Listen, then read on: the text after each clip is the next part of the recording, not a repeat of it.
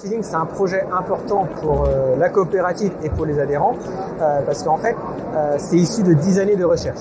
Et donc aujourd'hui, ça nous permet de pouvoir alimenter individuellement les porcs en engraissement et surtout, ce qui est le plus important, c'est que ça permet de générer un gain net de 5 € par porc dès la première année. Alors donc là, tu as dit que ça a pris 10 ans de recherche et développement. Et comment ça a fonctionné? Dis-moi tout. Donc en fait, ça a pris 10 ans de recherche et développement parce qu'il a fallu qu'on se concerte avec différentes branches pour justement travailler ce sujet. Donc, il y a eu la branche Coopère Équipement qui a travaillé sur toute la partie applicatif, équipement et puces RFID pour pouvoir identifier les porcs individuellement.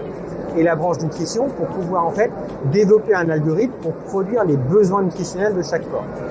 Donc, pour bien comprendre ça, il faut revenir au départ. En élevage, on considère que des porcs, quand ils sont dans la même bande avec le même poids, ils ont les mêmes besoins nutritionnels, donc on leur apporte le même aliment.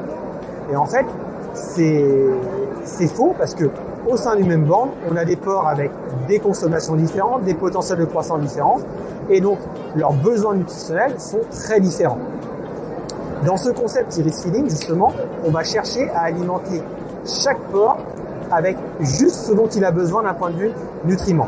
Donc c'est pour ça qu'on va être sur une alimentation individualisée, quotidienne, parce que tous les jours, on va recalculer quels sont les besoins nutritionnels de chaque porc. Ok, donc ça c'est la théorie. Et dans la pratique, comment ça se passe si un adhérent veut mettre en place Iris Feeding dans son élevage?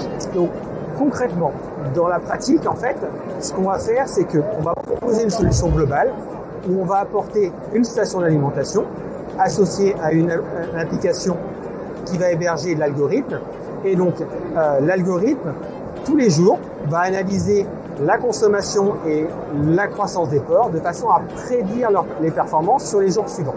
Et à partir de cette prédiction, l'algorithme va calculer le besoin nutritionnel pour chaque porc. Et donc, on va mélanger deux bases nutritionnelles, une très concentrée, une très diluée, pour justement fabriquer le menu dont le porc a besoin.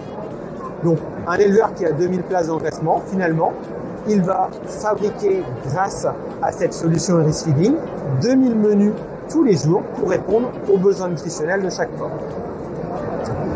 C'est justement cette fabrication de menus à la carte pour chaque individu qui va permettre d'économiser les nutriments et de faire des économies en termes de coûts alimentaires, mais aussi d'impact environnemental, vu qu'on aura des rejets qui vont être plus faibles.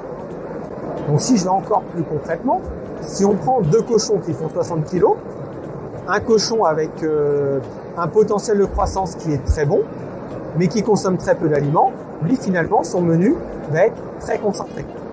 À l'opposé, si on a un porc qui a un faible potentiel de croissance et qui consomme plus d'aliments, eh ben on va lui faire un menu qui va être moins concentré juste pour répondre à ses besoins. Bravo, c'est rupturant, c'est clair.